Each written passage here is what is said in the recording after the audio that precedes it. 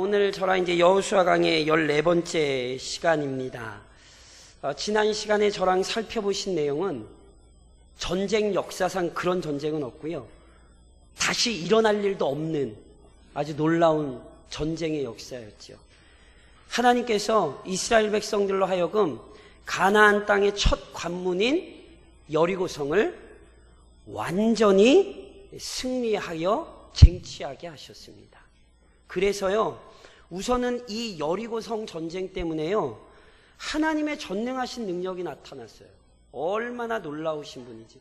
그러니까 하나님 말씀대로 하자 그 강력한 성이 와르르르 무너진 거죠. 하나님의 전능하신 능력만 드러났나요? 아니에요.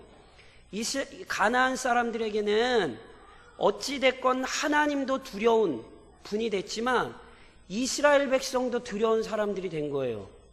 이미 애굽 땅에서 행한 일들도 다 알고 광야에서 행한 일들도 다 아는데요. 그렇죠? 그런데 요단강 갈라진 것도 다 알고 아는데 그 모든 것들을 다 이겨냈을 뿐 아니라 자기들의 땅에 들어와 가지고 그냥 여리고성까지, 그 강한 성까지 무너뜨렸으니 이스라엘 백성이 얼마나 두려웠겠어요. 이스라엘 백성 고기가. 그리고 이스라엘 백성만 존귀하게 된 게 아니죠. 6장 마지막 절, 6장 27절, 저랑 한번 같이 한번 읽어보시겠어요? 오늘 7장 읽으셨는데 6장 마지막 절 같이 시작. 여호와께서 여호수아와 함께 하시니 여호수아의 소문이 그 온 땅에 퍼지니라. 누구의 소문이요? 여호수아의 소문이. 이거 지난 시간에 하면서 말씀드렸죠. 하나님이 여호수아에게 그렇게 약속하셨거든요. 내가 네 이름 모세같이 크게 하겠다고. 근데 그대로 됐어요, 안 됐어요? 그대로 됐잖아요. 그러니까 이게 얼마나 기쁘고 영광스러운 일이에요? 그렇죠? 그런데 우리말 번역에는 좀 빠졌어요. 뭐가? 오늘 본문이 우리말 성경은 그냥 시작되는데 원래 원문에 보면 접속사가 하나 들어갔는데 무슨 접속사냐면 저희가 보통 역접 접속사라 그러죠. 그러나가 들어가요. 여호와의 소문이 그 온 땅에 퍼지니라. 그러나 이렇게 시작돼요. 무슨 얘기인지 아시겠어요? 여리고성의 승리를 만끽하고 있는 그 기쁨이 완전히 확 뒤바뀌어 버려요. 그것이 저랑 오늘 읽으신 사건이에요. 이 사건은요, 우선 여리고성 싸움이 실은 그래서 어떻게 됐는가를 좀 이해를 좀 하실 필요가 있어요. 제가 여리고성을 2주에 걸쳐 살펴보면서 이런 말씀 드렸어요. 히브리서는 여리고성 싸움을 믿음의 싸움이라고 얘기했거든요. 그런데 그 믿음의 싸움이란 다른 것 아니라 조금 다른 말로 하면 철저히 순종의 싸움이거든요. 그런데 이스라엘 백성들에게 요구됐던 순종이 크게는 4가지였어요. 우선 여리고성 정복하는 방법. 벗개 중심에 두고 13바퀴 돌고 제사장들 나파 불 때 와 하고 소리 지르는 거. 그거 순종해야 돼요. 그것만 순종해야 됐나요? 아니에요. 무너지고 들어갈 때 누구부터 구해야 돼요? 라합과 그의 가족부터 구해야 돼요. 가나안 사람 멸절시키는 것도 의무지만, 책임이지만 아니에요. 먼저 하나님의 이름으로 언약한 대로 라합과 그의 가족 살려야 돼요. 또 하나가 있어요. 여호수아가 저주했죠. 여리고성 다시 쌓기 시작하면 큰아들 잃어버리고 마무리 지으면 막내 아들 잃어버릴 거야. 무슨 얘기를 해요? 가문이 멸절되는 거예요. 그러니까 여리고성 다시 쌓으면 안 돼요. 3개 얘기했잖아요. 그리고 또 하나 순종해야 되는 게 있었어요. 기억하세요? 물론 기억을 안 하고 싶으셨겠지만 그래서 6장 18절 크게는 순종이 4개였다니까요. 여리고성 무너뜨리는 방법, 라합의 가족 구원하는 것, 여리고성 다시 쌓지 말라고. 그리고 또 하나 아주 중요한 명령이 있었는데 여호수아 6장 18절 같이 읽겠습니다. 여호수아 6장 18절 기억나시죠? 같이 읽겠습니다. 너희는 온전히 바치고 그 바친 것 중에서 어떤 것이든지 취하여 너희가 이스라엘 진영으로 바치는 것이 되게 하여 고통을 당하게 되지 아니하도록 오직 너희는 그 바친 물건에 손대지 말라. 기억나시죠? 여리고성 싸움은요, 케렘 또는 율법의 헤렘이라는 거예요. 바친 대상이 됐어요. 그것을 크게 두 가지 의미로 설명해 드렸죠. 하나는 철저히 진노의 대상이 됐다는 의미도 있을 수 있고, 하나는 하나님께 완전히 드려진 거라는 의미가 있을 수도 있어요. 어떤 의미가 됐건 진노의 대상이 됐기에 건드리면 진노를 동일하게 받는 거고, 하나님께 속한 것이기에 하나님 거 건드리면 안 되는 거고, 그러니까 어찌 됐건 여리고성에 있는 거 건드리면 안 돼요. 생명은 다 죽여야 됐고, 금은 동철은 어떻게 했어요? 하나님의 곳간에 드렸죠. 어떤 것도 분명히 손대지 말라 그랬어요. 그런데 무슨 일이 일어난 거예요? 손을 댄 거예요. 그래서 오늘 문제가 발생을 해요. 그 문제가 어떤 문제였냐? 우선 이런 것입니다. 여리고성을 무너뜨리고 나서 끝난 게 아니잖아요. 이제 싸움이 시작됐어요. 그래서 기세를 몰아 곧장 두 번째 싸움에 임해요. 두 번째 싸움은 아이라는 성과의 싸움이에요. 그래서 그 아이 성과의 싸움 전에 오늘 저랑 읽으신 2절 3절에 보면요, 여호수아가요 정탐꾼을 또 보내요. 여리고성 하기 전에 정탐꾼 보냈잖아요. 아이성 하기 전에도 정탐꾼을 보내요. 그래서 정탐꾼들이 정탐을 하고 돌아왔어요. 그러더니 뭐라고 얘기하냐면, 아이성은 여리고성만큼 크고 그렇게 강력하지 않으니까 우리 다 우르르 몰려갈 필요 없이 2-3천 명만 보내서 해결을 하면 될 것 같다고 여호수아에게 보고를 그렇게 한 거죠. 근데 여호수아가 어떻게 해요? 그 보고를 받고는 3,000명쯤, 그러니까 3,000명도 다 아니었나 봐요. 성경에 3,000명쯤 전쟁을 하러 보냈단 말이에요. 근데 전쟁을 하러 보냈는데 어떻게 됐다고요? 아주 대패를 했어요. 그것도 전사자가 나왔어요. 36명. 에이, 별거 아니네. 그렇게 얘기하시면 안 돼요. 36명이나 죽었고, 그거 아주 급하게 쫓겨서 이스라엘 백성들이 돌아왔어요. 이건 지금 심각해요. 왜 심각하겠습니까? 누누이 말씀드렸죠. 가나안 정복 전쟁은 이스라엘 백성들이 하고 싶어서 하는 싸움이 아니에요. 가나안 정복 전쟁은 누구의 명령이에요? 하나님의 명령이에요. 그래서 이미 가나안 정복 전쟁 하기 전에 누구까지 왔어요? 여호와의 군대 대장까지 왔어요. 이 싸움은 하나님이 하시는 싸움이란 말이니까, 이게 지금 이스라엘 백성의 이름만 걸린 게 아니에요. 아브라함에게 주셨던 약속을 이루는 것이고, 하나님께서 행하시는 공의로운 싸움을 지금 하는 거란 말이에요. 그런데 어떻게 됐어요? 완전히 대패해서 쫓겨났어요. 이게 오늘 본문이죠. 그럼 이제 물어야죠. 도대체 왜 이런 일이 일어났냔 말이에요.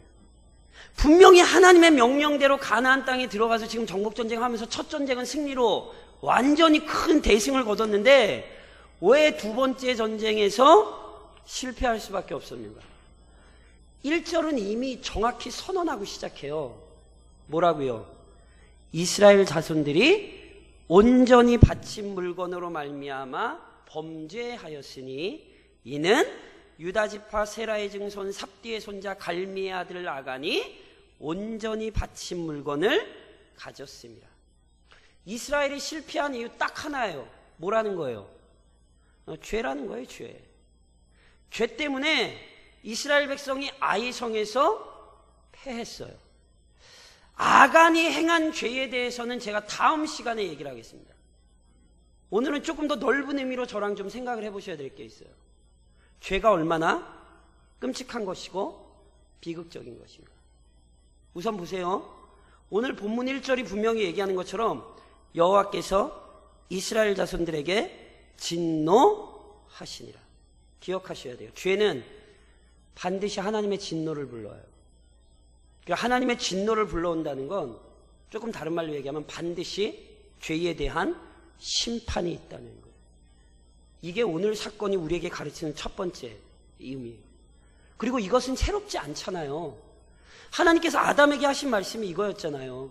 아담아, 너 내 말 안 들으면 너 심판받아. 너 내 말 안 들으면 내가 너에게 진노할 거야. 이게 이미 에덴 동산에서 일어난 사건이잖아요. 하나님은요, 죄 그냥 안 넘어가요. 아유, 몰랐어? 그래, 그냥 이번 한 번만 대충. 하나님은 안 그러세요. 절대 잊지 마세요. 하나님은 반드시 죄에 대해 진노하시죠. 그리고 이 사실을 이미 이스라엘은 많이 배웠어요. 예를 들면 출애굽해서 시내산에서 무슨 사건이 있었습니까? 금송아지 사건이 있었죠.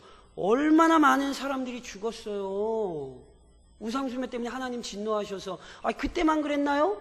가데스 바네아에서 가나안 땅 못 들어간다고 난리치다가 20세 이상 사람들 어떻게 된 거예요? 40년 동안 하나님의 진노 가운데 죽었다고 성경에 표현해요. 진노 중에 죽었다고 표현했어요. 그냥 죽었다고 표현 안 했어요. 하나님의 진노로 인하여 그들이 가나안 땅 못 들어오고 40년간 광야에서 죽었다니까요. 얼마 전에 제가 오전 예배 때 서울 불뱀 사건 생각나시나요? 이스라엘 백성들이 에돔 땅 돌아가다가 불평했죠. 하나님이 어떻게 하셨어요? 진노하셔서 불뱀을 보내 물게 하셔서 죽게 하셨죠. 그러니까 이스라엘은 이 사실을 지금까지 많이 배웠어요. 그런데 이 사실을 또 배워야 했던 거예요. 그리고 오늘 우리 역시 마찬가지입니다. 로마서 1장 18절에 보면 이런 말씀이 있죠. 하나님의 진노가 불의로 진리를 막는 사람들의 모든 경건하지 않음과 불의에 대하여 하늘로부터 나타나나니.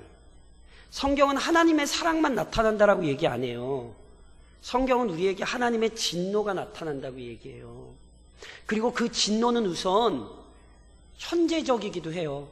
지금 이스라엘 백성이 여리고성 싸움하면서 아간이 죄진 것 때문에 바로 다음 아이성에서 문제가 생겼잖아요. 그렇죠? 진노는요, 오늘 우리가 살아가는 삶 속에 끊임없이 발생해요. 그래서 아마 다 아실 거예요. 하나님 뜻 안 들어서 하나님 말씀대로 순종 안 해서 아마 혼나신 경험들을 다 가지고 계실 것이고 알 거예요. 그때 내가 하나님 앞에 순종하지 않아서 혼났다는 것을. 오늘 성경이 우리에게 그걸 가르치는 거예요. 물론 우리에겐 징계예요. 우리에겐 징계예요. 자녀에겐 징계예요. 그러나 더 끔찍한 건 하나님께서 언젠가 돌이킬 수 없는 최후 심판을 내실 때가 있죠. 그때를 기억하셔야 되는 거예요. 죄가 반드시 하나님의 진노를 불러온다는 사실. 본문이 우리에게 그걸 가르쳐요. 그런데 오늘 본문은 하나님의 진노만 불러온다는 것을 가르치는 게 아니에요. 죄는 하나님의 축복, 하나님의 은혜를 가로막아요. 이스라엘 백성이 순종했을 때 이스라엘은 놀라운 하나님의 은혜와 능력을 경험했죠. 아니, 그 여리고성이 자신들 앞에서 완전히 무너졌잖아요. 진짜 손 안 대고 코풍격이죠. 우리나라 말로 하면. 한 거 없잖아요. 그냥 말로 13바퀴 돌고 고함 한 번 지른 것 뿐이잖아요. 그런데 어떻게 됐어요? 그 강력한 성읍을 이길 수 있었죠. 그래서 큰 기쁨에 넘쳐났죠. 그런데 죄가 들어오자 어떻게 됐어요? 그 기쁨 다 빼앗겨 버렸죠. 오늘 본문에 참 재밌는 표현이 뭐냐면, 이전에 저랑 어떤 내용을 살펴보셨냐면 라합이 그 얘기를 했고, 또 요단강 건너고도 성경이 서술되어 있는 내용이 뭐냐면 가나안 사람들의 마음이 이스라엘 백성들 때문에 물같이 녹았다고 돼 있어요. 그러니까 이게 가나안 사람들이 얼마나 큰 절망과 낭망에 빠졌는지를 표현하는 거거든요. 근데 오늘 본문이 뭐라고 돼 있어요? 이스라엘 백성의 마음이 녹아 물같이 됐어요. 원래는 가나안 사람들의 마음이 물같이 녹았었는데 죄가 들어오자 이스라엘 백성의 마음이 물같이 녹았어요. 아십니까? 죄는 우리에게서 하나님의 은혜를 가로막고 빼앗아가 버립니다. 에덴 동산이 그걸 우리에게 가르치잖아요. 아담이 죄 짓고 나자마자 뭐 했어요? 하나님을 두려워했어요. 원래는 하나님과 너무너무 친밀한 교제와 사랑의 관계를 누렸는데 죄 짓자마자 하나님 두려워서 도망갔다니까요. 그걸로 끝났나요? 하나님의 에덴 동산에서 쫓아내셨잖아요. 은혜에서 박탈되는 거예요, 이게 지금. 게다가 어떻게 하셨어요? 두루 도는 화영검으로 에덴 동산으로 못 오게 지키셨잖아요. 하나님의 은혜 가운데로 진입할 수가 없어요. 이게 죄예요. 그래서 제가 많이 말씀드려요. 전 시편 4편 7절 8절 말씀 되게 좋아하거든요. 주께서 내 마음에 두신 기쁨은 저희의 곡식과 새 포도주가 풍성할 때보다 더하니이다. 내가 평안히 눕기도 자기도 하리니. 누가 내게 평안을 주시는 거예요? 하나님이 주시는 거죠. 그런데 죄가 개입되면 그 평안 사라져요. 다윗이 시편 51편에서 뭐라고 기도해요? 구원의 즐거움을 내게 회복시키시고. 무슨 얘기예요? 구원의 즐거움 다 빼앗겨버렸어요. 뭐 때문에? 죄 때문에. 죄는 하나님의 진노만 불러오는 게 아니에요. 죄는 우리로 하여금 은혜에서 박탈되게 해요. 하나님께서 우리에게 베푸시는 은혜를 가로막아 버려요. 그래서 이사야가 뭐라고 얘기했어요? 하나님의 귀가 둔하여 듣지 못하심도 아니고 여호와의 손이 짧아 너희를 구원치 못하심이 아니라 오직 너희의 죄가 너희와 하나님 사이를 내었다. 그것이 죄예요, 죄. 그걸로 끝나지 않아요. 죄가 말씀드렸듯이 이제 다음 시간에 아간을 조금 집중해서 살펴볼 텐데, 죄는 우선 아간의 문제예요. 그래서 아간을 죄는 괴롭게 했어요. 그래서 죄 때문에 아간이 어떻게 되냐면 아간만이 아니라 아간의 가족과 그의 모든 소유가 징벌을 받습니다. 그런데 아간 혼자 또는 아간 가족에게만 죄가 영향력을 미쳤나요? 아니잖아요. 성경이 오늘 참 재밌는 표현을 쓰는데 그게 뭐냐면 이스라엘 자손들이 온전히 바친 물건으로 말미암아 범죄하였으니. 누가 범죄했대요? 이스라엘이 범죄했대요. 다른 사람 훔친 사람 있을까요? 없을까요? 있을 거라고 생각하세요? 없을 거라고 생각하세요? 없었다라고 얘기하셔야 돼요. 왜냐하면 만약에 있었으면 하나님이 아간 말고 그 사람들 찾아냈을 거라니까요. 그러니까 하나님이 아간을 지목하여 찾아내신 건 분명히 아간 한 사람의 죄예요. 근데 성경은 그걸 아간 한 사람의 죄라고 얘기를 안 해요. 이스라엘이 범죄했대요. 이게 무슨 얘기냐면 죄의 파급력과 영향력을 의미하는 거예요. 제가 많이 말씀드렸잖아요. 죄나 은혜나 동일해요. 은혜도 영향력이에요. 한 사람 때문에 수많은 사람들이 은혜를 경험해요. 한 사람의 믿음의 사람 때문에 많은 사람들이 그 유익을 누려요. 요셉 한 사람이 믿음으로 서 있었을 때 고대 근동의 수많은 사람들이 먹을 걸 얻고 생명을 얻었어요.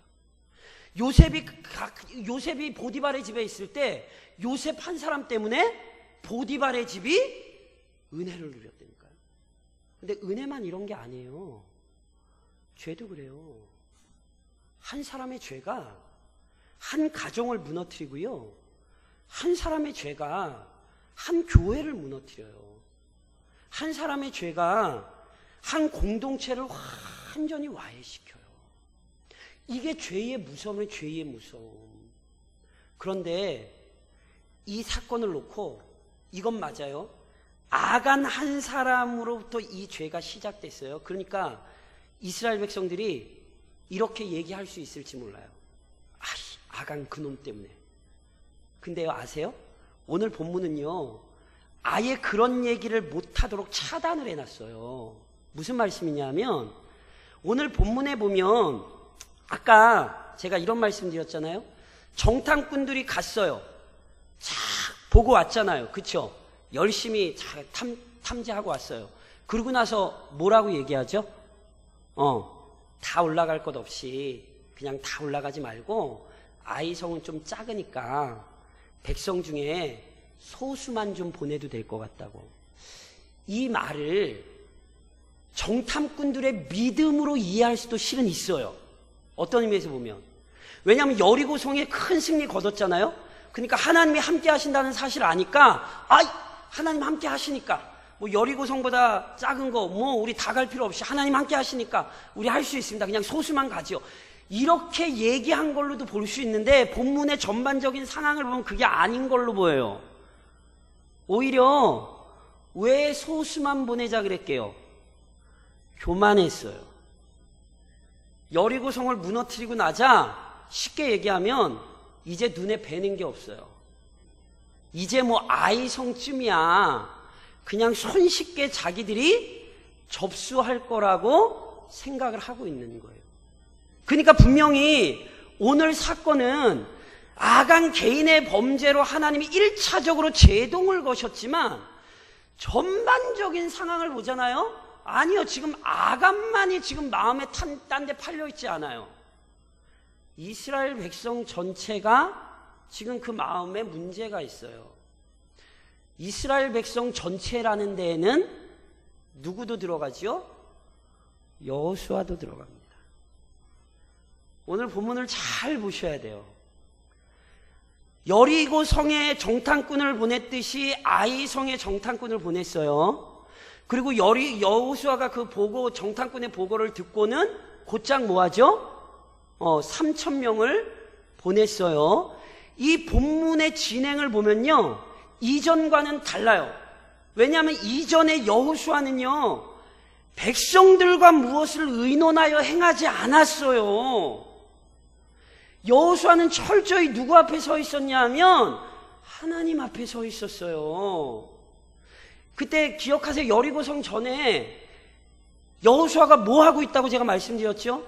백성들을 전쟁으로 이끌고 가기 전에 여리고성 근처를 돌면서 이미 여호수아는 혼자 깊이 생각하고 있었어요.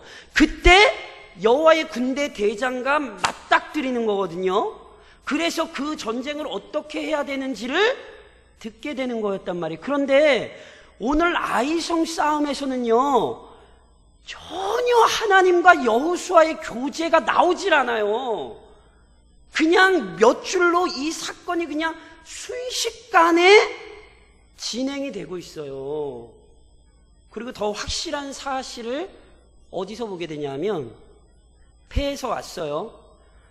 얼마나 이스라엘 백성들이 마음이 실족했어요. 그래서 여호수아뿐만이 아니라 여호수아와 어찌됐건 백성의 지도자들이 저랑 6절 7절을 같이 한번 읽어보시겠어요? 6절 7절 오늘 여호수아 7장 6절 7절 같이 읽겠습니다.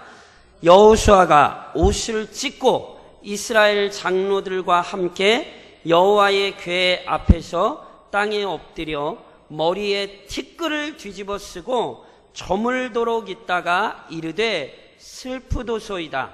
주 여호와여, 어찌하여 이 백성을 인도하여 요단을 건너게 하시고 우리를 아모리 사람의 손에 넘겨 멸망시키려 하셨나이까? 우리가 요단 저쪽을 만족하게 여겨 거주하였다면 좋을 뻔하였나이다. 자, 절 보세요. 제가 질문할 테니까 답변을 해보세요. 지금 저랑 6절 7절 읽으셨잖아요. 아이성에서 대패를 하고 돌아왔어요. 그랬더니 여호수아와 이스라엘의 장로들이 옷을 찢고, 이건 회개의 표현, 슬픔의 표현이에요. 머리에 죄를 무릅쓰고 티끌을 무릅쓰고 땅에 엎드렸어요. 저물도록 엎드렸다는 건 지금 뭐 한두 시간 엎드린 게 아니에요. 하루 왼종일을 하나님 앞에 엎드려 있었어요. 그러면서 여호수아의 첫 마디가 나오죠. 슬프도소이다. 슬퍼요. 왜 슬퍼요? 제가 이렇게 여쭤볼까요? 여호수아가 한 말이 어디서 본 것 같으세요? 혹시 안 본 것 같으세요? 여호수아가 주 여호와여, 어찌하여 이 백성을 인도하여 요단을 건너게 하시고 우리를 아모리 사람의 손에 넘겨 멸망시키려 하셨나이까? 우리가 요단 저쪽을 만족하게 여겨 거주하였다면 좋을 뻔하나이. 이 말이 어디서 혹시 예? 모세보다 더 중요한 게 있습니다. 이스라엘 백성이 심심하면 한 번씩 하던 탄식이죠. 이스라엘 백성이 심심하면 한 번씩 터뜨리던 탄식이에요. 참 재밌는 거 뭔지 아세요? 가데스 바네아에서도 딱 이 얘기했죠. 그때 누가 막아섰어요? 그때 누가 막아섰어요? 백성들이 이러고 난리칠 때 그 백성들 진정시켰던 사람 누구예요? 막 갑자기 얘기하기가 좀 껄끄러우시죠? 그쵸? 여호수아와 갈렙이에요. 백성들이 이 탄식할 때, 야, 무슨 소리야! 무슨 소리 하는 거야, 지금! 그러지 마! 그러지 마! 그러고 말렸던 사람이 누구예요? 여호수아예요. 근데 그 얘기가 지금 누구 입에서 나와요? 여호수아 입에서 나와요. 이걸 잘 보셔야 돼요. 물론 우리는 다 아니까 좀 안타까운 게 있어요. 여호수아는 전지전능하지 않아요. 그러니까 여호수아와 이스라엘 백성은 아직 하나님이 말씀해 주시기 전까지 왜 자기들이 패했는지 알아요, 몰라요? 몰라요, 아직. 그 이유는 몰라요. 이제 하나님께서 얘기를 해주세요. 야, 아간이 죄졌어. 이렇게 얘기해. 그러니까 이스라엘 백성에서 입장에서 보면 하나님이 안 도와주신 거예요. 누가 그렇게 생각했어요? 여호수아가 그렇게 생각했어요. 누구보다 하나님이 도와주신다는 사실을 확신하고 있었고, 그 하나님의 말씀을 믿었던 사람, 받았던 여호수아가, 이게 얼마나 무서운지를 보셔야 되는 게, 불평은 전염돼요. 이스라엘 백성이 그렇게 불평하던 거 막았던 여호수아가 하고 있어요. 이게 또 중요한 게 뭐냐면 바로 여리고성 싸움에서, 그때도 말씀드렸죠? 입을 왜 조용히 다물고 13바퀴 돌게 하셨다고요? 이스라엘은 입 열면 안 돼요. 이 사람들이 입 열면 큰일 나요. 광야가 보여주는 게 뭐예요? 말 많아도 이스라엘만큼 말 많은 민족은 없어요. 하나님이 주신 만나를 주워 먹으면서도 원망을 했던 사람들. 그러니까 절대 입을 열면 안 돼요. 그래서 입을 닫으라 그런 거거든요.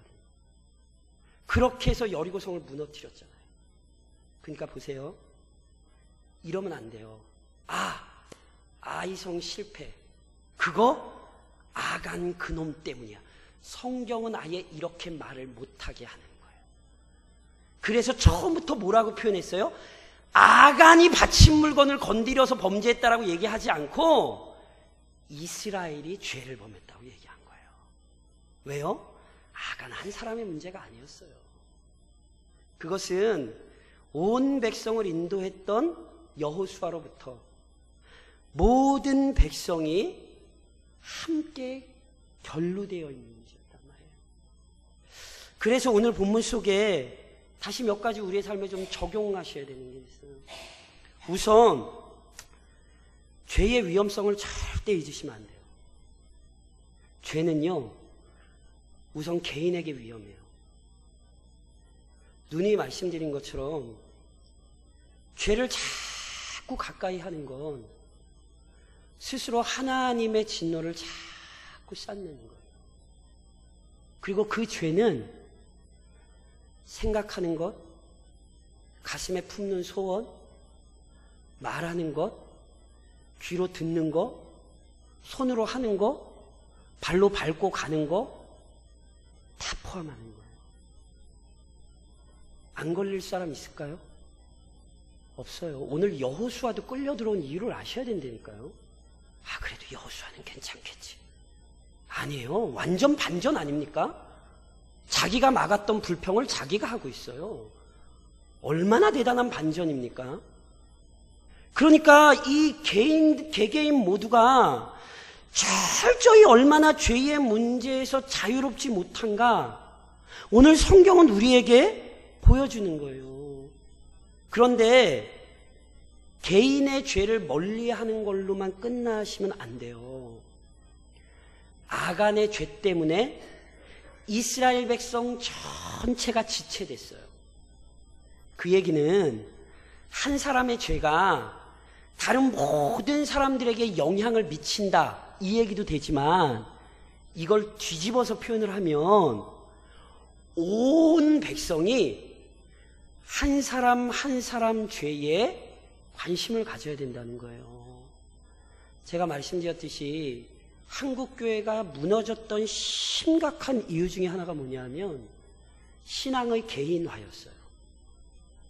교회가 어떻게 되든지 나는 혼자 교회 열심히 다니고 나는 혼자 신앙생활을 잘하면 되지.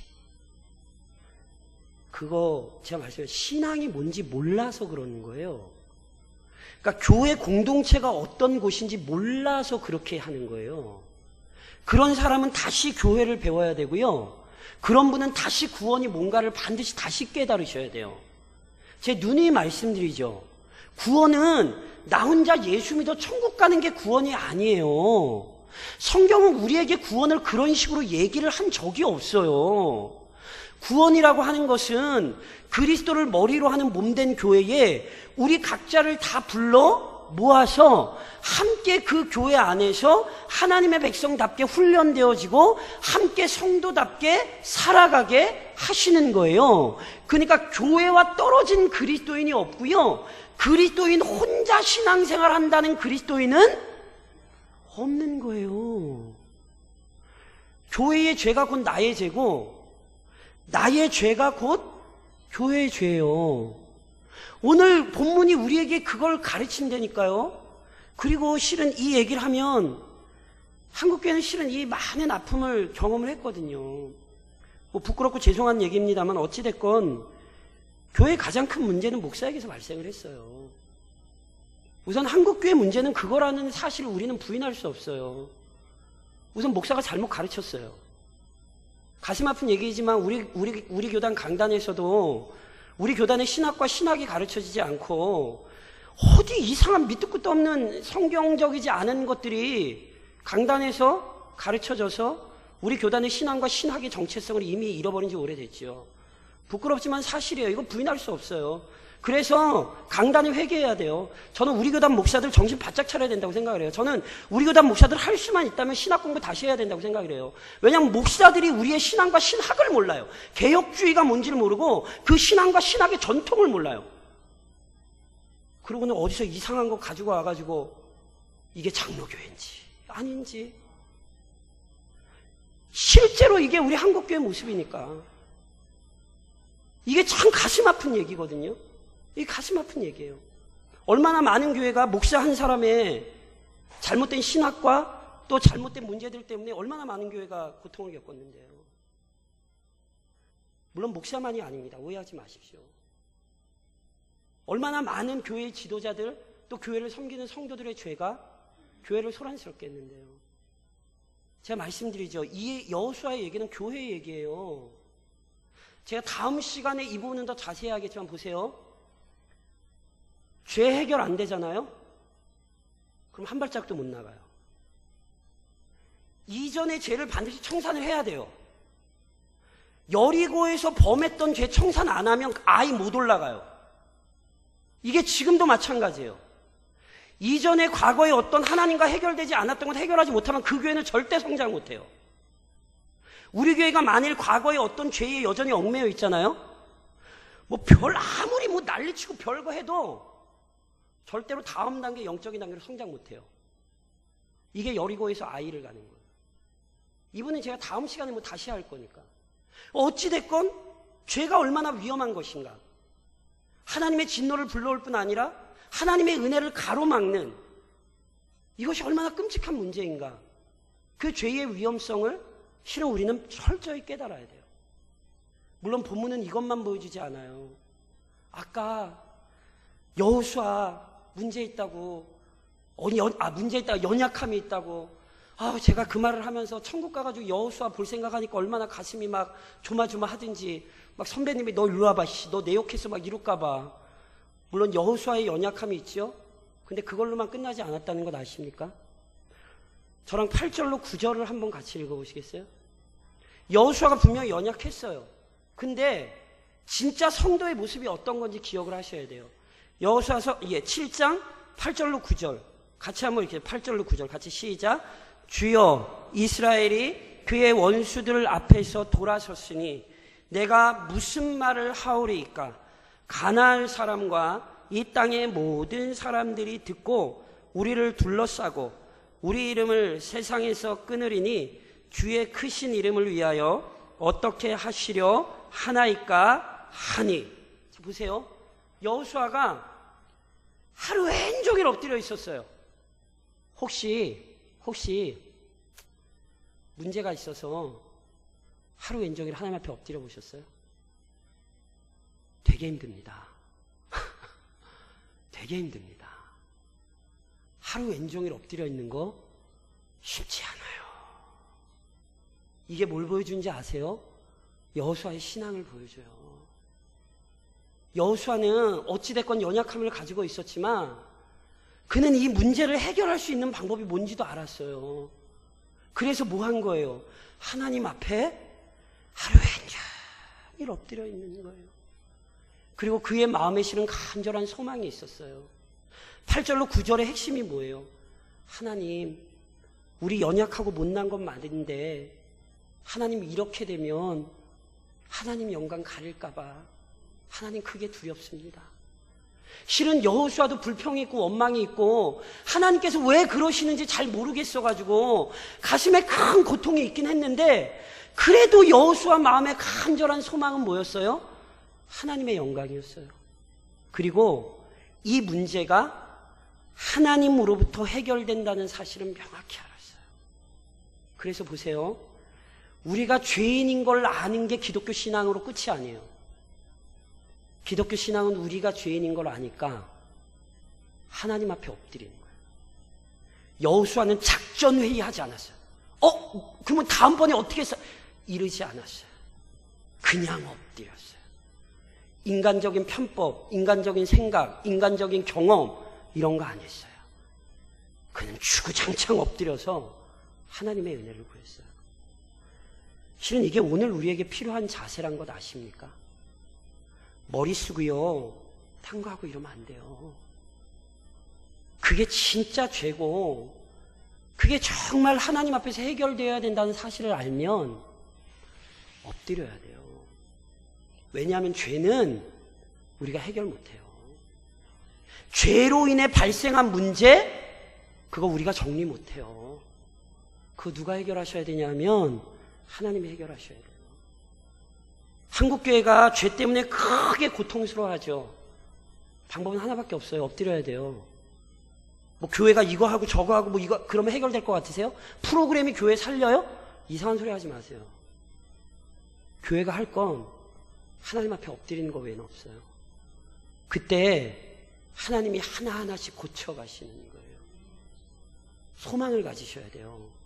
하나님이라면 반드시 하실 수 있다. 믿으세요?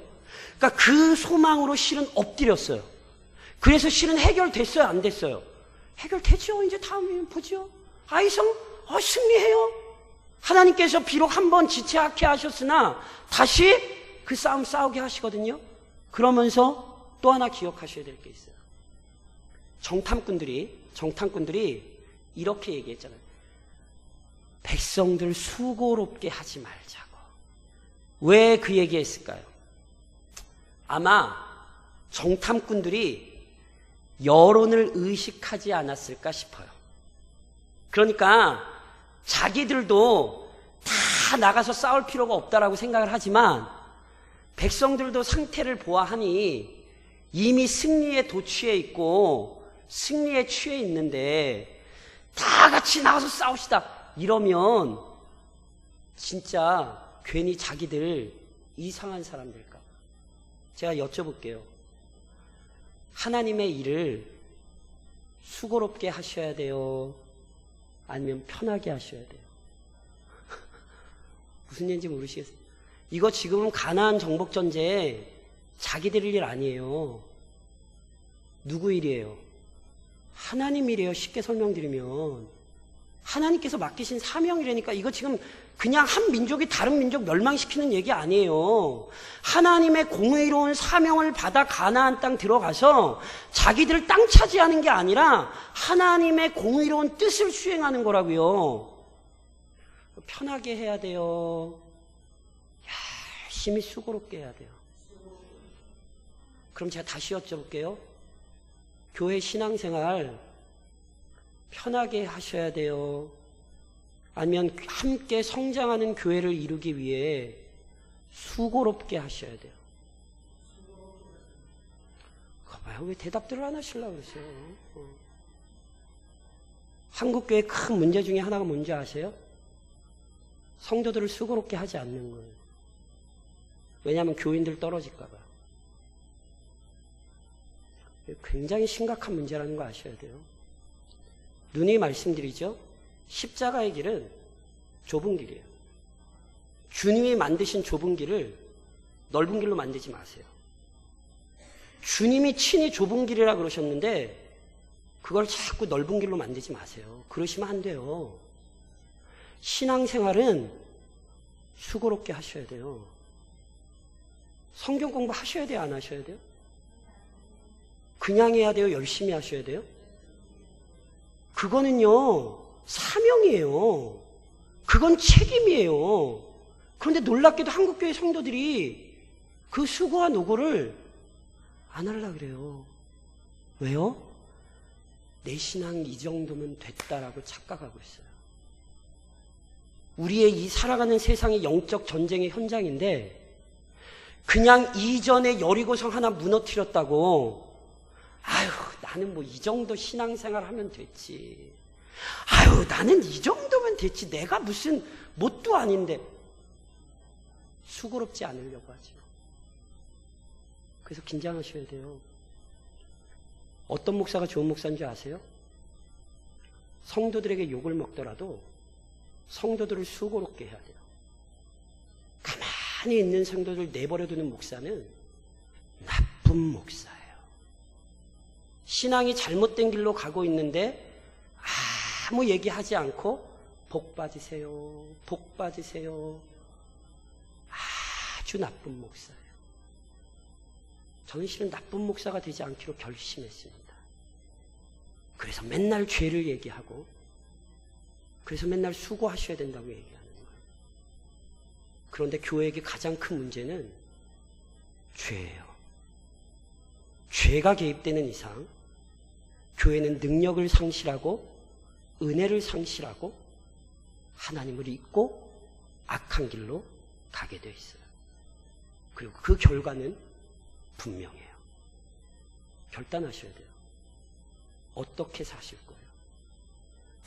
정말 죽을 때까지 신앙을 수고롭게 신앙생활하면서 사실 건지 아니면 어차피 지금까지 이랬던 거 그냥 이러다 보면 시간 가겠지 이러고 사실지 결단하셔야 돼요. 이것이 오늘 우리의 숙제입니다.